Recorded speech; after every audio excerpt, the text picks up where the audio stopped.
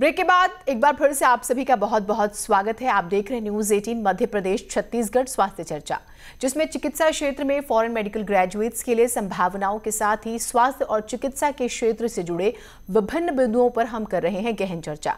बातचीत करने के लिए हमारे साथ बने हुए हैं IAF के पूर्व डायरेक्टर जनरल मेडिकल सर्विसेज और रूस एजुकेशन के vice chairman air marshal doctor Pavan Kapoor ji, medical council of India की पूर्व additional secretary doctor Reena Nayyar ji और DGHS दिल्ली के डॉक्टर और CHL health care private limited Indore के CEO doctor Balwant Singh ji. News 18 Madhya Pradesh Chhattisgarh स्वास्थ्य चर्चा में आप सभी मेहमानों का एक बार फिर से बहुत बहुत स्वागत है। आइए बातचीत के सिलसिले को आगे बढ़ाते हैं air marshal doctor Pavan Kapoor जी के साथ। डॉक्टर साहब, ऐसी धारणा है कि फॉरेन मेडिकल ग्रेजुएट्स पेशेवर रूप से भारतीय डॉक्टरों की तरह सक्षम नहीं है, इसके बारे में आपके विचार क्या हैं? इनको हर चीजों का ज्ञान होता है, वहाँ पे पढ़ाया जाता है, थोड़ा सा प्रैक्टिकल एक्सपीरियंस की कमी होती है। यहाँ पर सुपरविजन में अगर इंटर्नशिप कर लेंगे तो इन सब बीमारियों के लिए वो भी एकदम से शिक्षित हो जाएंगे। और हर व्यवसाय में कोई बहुत अच्छा होता है और कोई इतना अच्छा नहीं होता है। यही चिकित्सक का हाल है। अगर आप उसको मौके देंगे, अपॉर्चुनिटीज देंगे, तो वो अपने व्यवसाय में और ऊपर बढ़ेगा। तो इसलिए ये हमारे मन के अंदर जो भ्रम है और जो ये हमने धारणा बना रखी है, ये हमें अभी तोड़नी पड़ेगी। डॉक्टर रीना नैयर जी, कानून के मुताबिक फॉरेन मेडिकल ग्रेजुएट्स को NBE द्वारा आयोजित FMG या स्क्रीनिंग परीक्षा पास करनी होती है। यदि उन्होंने परीक्षा पास नहीं की तो वो भारत में प्रैक्टिस करने के लिए तकनीकी रूप से अयोग्य हैं। मौजूदा नियमों और विनियमों में क्या प्रावधान किए जाने चाहिए ताकि फॉरेन मेडिकल ग्रेजुएट्स को प्रैक्टिस करने की अनुमति मिल सके? देखिए, ये कोविड ड्यूटी कराने के लिए तो उन्हें एक टेम्पररी परमिशन देनी पड़ेगी जब तक कि वो ये स्क्रीनिंग टेस्ट क्लियर नहीं करते, क्योंकि ये स्क्रीनिंग टेस्ट क्लियर करना जरूरी है इनके लिए बट अगर हम final year student MBBS students के साथ कंपेयर करते हैं तो उन्होंने भी कोई अपना फाइनल MBBS पास नहीं किया, फिर भी हम उनकी सेवाएं ले रहे हैं कोविड मैनेजमेंट के लिए। तो ये इसी तरीके से हम फॉरेन मेडिकल ग्रेजुएट्स को भी एक टेम्पररी परमिशन देके स्टेट काउंसिल इनको एक टेम्पररी परमिशन दे दे और इनको सिस्टम में ले लें कोविड ड्यूटी करने के लिए, और उसके बाद वो अपना एग्जाम जो स्क्रीनिंग टेस्ट है जो NBE कंडक्ट कराता है वो अपना क्लियर करें और अपना फाइनल परमिशन ले लें। तो ये थोड़े टाइम के लिए, शॉर्ट ड्यूरेशन के लिए इनको एक temporary permission for covid duty दी जा सकती है अगर हम चाहें तो।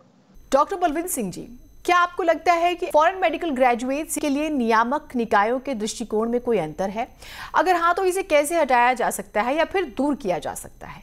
मेरा ये मानना है कि जो FMG के एग्जाम है, ये हमारे जो पोस्ट ग्रेजुएट एग्जाम है और जो पोस्ट ग्रेजुएशन के एग्जाम के एंट्रेंस एग्जाम है, एंट्रेंस पेपर है, उसके एट पार है। आप एक MBBS को स्क्रीन कर रहे हो, ना कि पोस्ट ग्रेजुएट की स्क्रीन कर रहे हो। दूसरी चीज जो मेरा मानना है कि जो इन्होंने फिक्स कर रखा है 150 300 मार्क्स में से 150 मार्क्स पास होने के लिए चाहिए।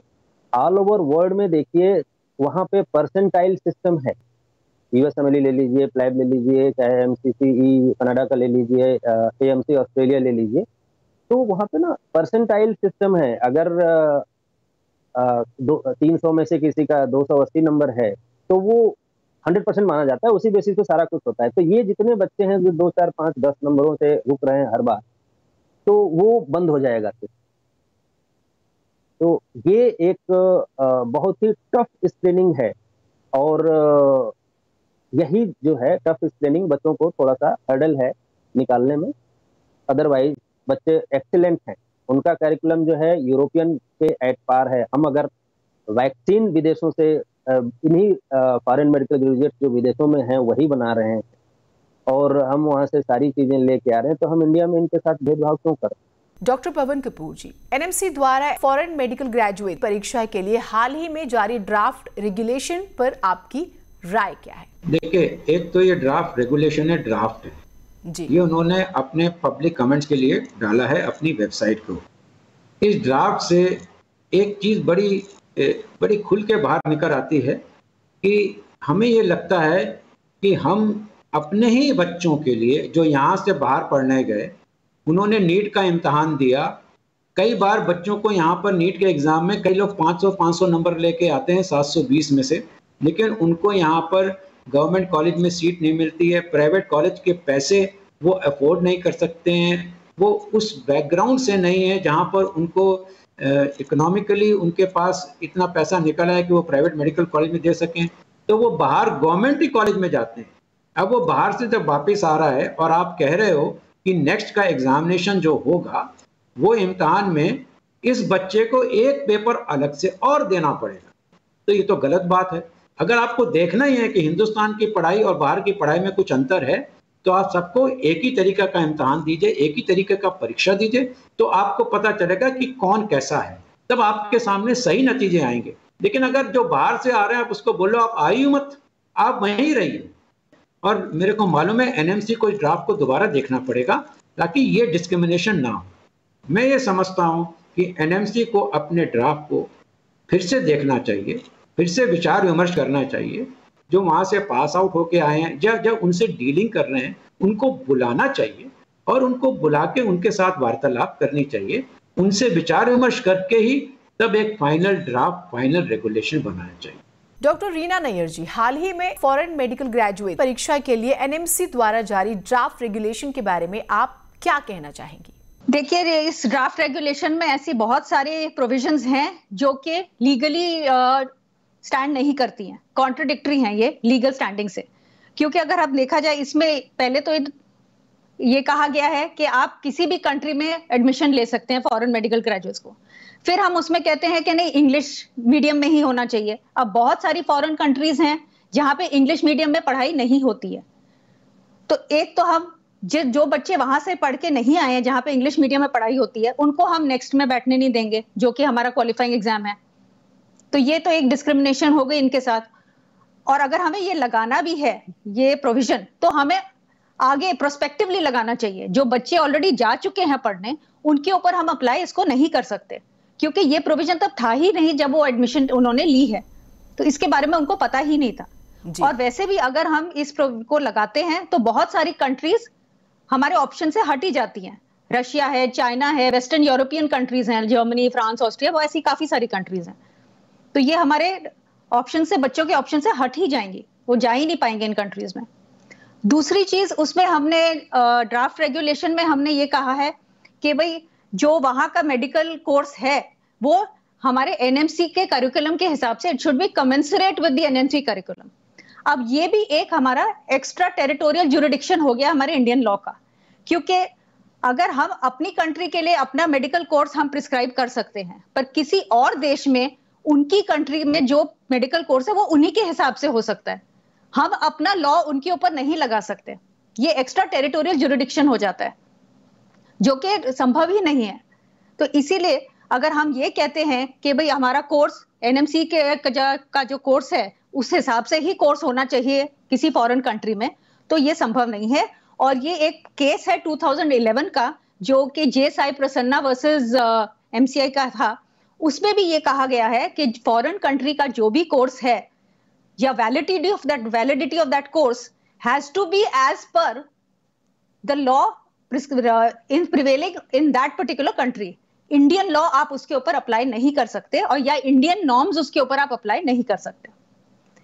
फिर उसमें और भी प्रोविजंस हैं ड्राफ्ट रेगुलेशन में, जिसमें कहा गया है कि भाई एक ही पूरी आपकी जो मेडिकल एजुकेशन है या मेडिकल ट्रेनिंग है, अंडर ग्रेजुएट ट्रेनिंग, एक ही कंट्री में होनी चाहिए। अब ये भी ऑलरेडी सेटल्ड लॉ है, क्योंकि 2010 में एमसीआई भी ये लाना चाहा था कि भाई एक ही कंट्री में, एक ही इंस्टीट्यूशन में पूरा अंडर ग्रेजुएट ट्रेनिंग होनी चाहिए।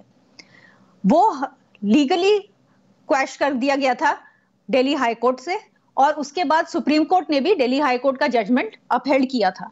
तो ये चीज जो ऑलरेडी सेटल्ड है कि भाई आप ये नहीं लगा सकते कि भाई एक बार, क्योंकि देखिए आपका क्या है कि आपने यहां से आपने नीट पास करके जाना है और वापस आके आपने या तो स्क्रीनिंग टेस्ट देनी है या आपने अब आगे नेक्स्ट आ जाएगा तो नेक्स्ट देना है।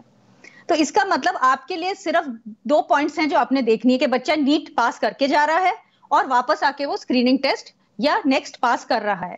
उसके बीच में जो उसने ट्रेनिंग ली है फॉरेन मेडिकल इंस्टीट्यूशन में, वो आपने वो चीज नहीं देखनी है, क्योंकि आपका क्वालिफाइंग क्राइटेरिया ही नेक्स्ट है। अगर वो बच्चा नेक्स्ट क्लियर कर पाता है तो ये हम कह नहीं सकते कि भाई उसने इस इंस्टीट्यूशन से आधी क्यों करी, उस इंस्टीट्यूशन से आधी क्यों नहीं करी, क्योंकि ये भी ऑनरेबल सुप्रीम कोर्ट ने ऑलरेडी इस जजमेंट को अपहेल्ड किया है कि आप इसके ऊपर ये पाबंदी नहीं लगा सकते कि वो एक ही इंस्टीट्यूशन में अपनी पूरी अंडर ग्रेजुएट ट्रेनिंग करे।